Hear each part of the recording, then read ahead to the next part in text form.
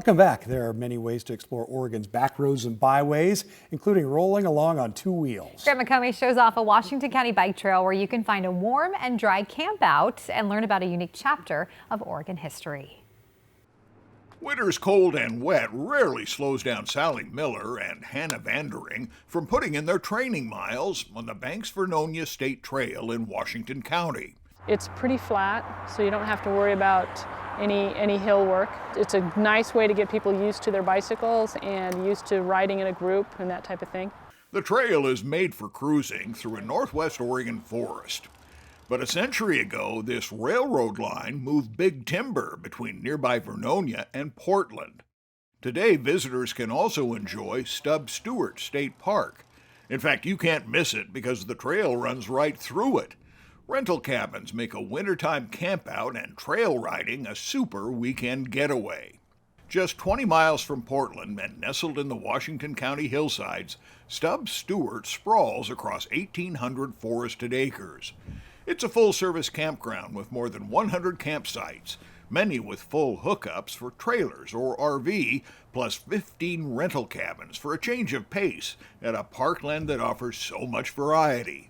It's kind of like a pocket recreational area just because there's so many things. We've got a dedicated mountain bike area. Some of that has some structures to it like jumps and single track. Almost all the park trails, of which there's some 20 of, are open to mountain biking, so there's a lot of what you'd call cross-country mountain bike trails. We've got equestrian trails as well, and a large area for horseback riders to load and unload. We also have a disc golf course here, an 18-hole disc golf course, and it's a wooded one, so it's a challenging one.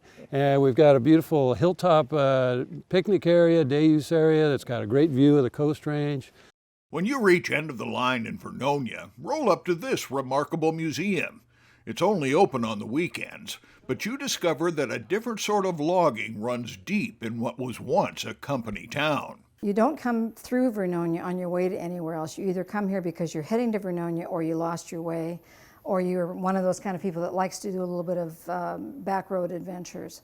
Vernonia's lifeblood centered on the Oregon American Lumber Mill that ran around the clock and employed nearly 2,000 workers in the early 1920s. Back then, the trees were unlike anything you've ever seen. More than 2 billion board feet of Doug fir lumber came out of the mill during a run that ended in 1958. Beautiful timber.